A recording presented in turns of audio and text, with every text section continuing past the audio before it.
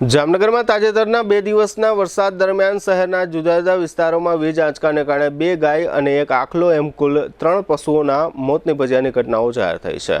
જામનગરના રણજીત સાગર રોડ પર જડેશ્વર ચોકડી નજીક ડિવાઈડર પાસે વરસાદી પાણી ભરાયેલું હતું અને ત્યાં નજીકના વીજ થાંભલામાંથી કરંટ લાગવાને કારણે 1 ગાયનું મોત થયું છે।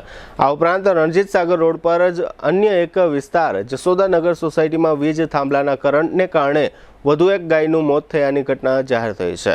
આ ઉપરાંત જામનગરના પટેલ કોલોની વિસ્તારમાં શેરી નંબર 6માં 1 આખલાને વીજ થાંભલાથી કરંટ લાગવાને કારણે આખલાનું મોત થયું છે।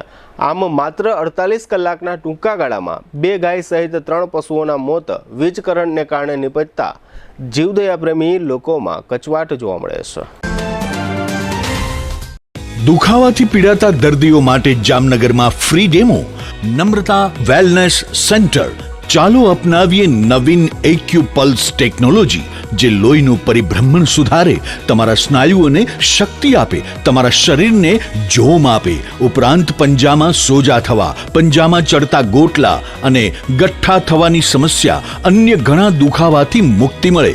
લોહી પરિભ્રમણથી થતા આ રહ્યા સુધારા અને ફાયદાઓ કોષની વૃદ્ધિ અને અંગની કામગીરીમાં સુધારો, ત્વચાને વધારે સ્વસ્થ બનાવે, ત્વચાની રોગ પ્રતિકારકતા વધારે, ઓક્સિજનથી સમૃદ્ધ લોહી સ્નાયુઓને આપે, હૃદયની સ્થિતિમાં સુધારો કરે, હાઈ બ્લડ પ્રેશરની સ્થિતિમાં સુધારો કરે, મગજની કામગીરીમાં સુધારો કરે, શરીરમાં જોમ અને શક્તિ વધારે।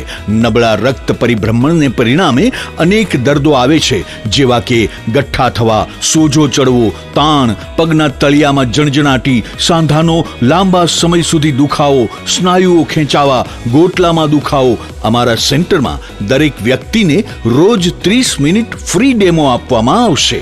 આ સેન્ટરમાં ફ્રી ડેમોનો લાભ લઈ દુખાવાના દર્દથી મુક્તિ મેળવો।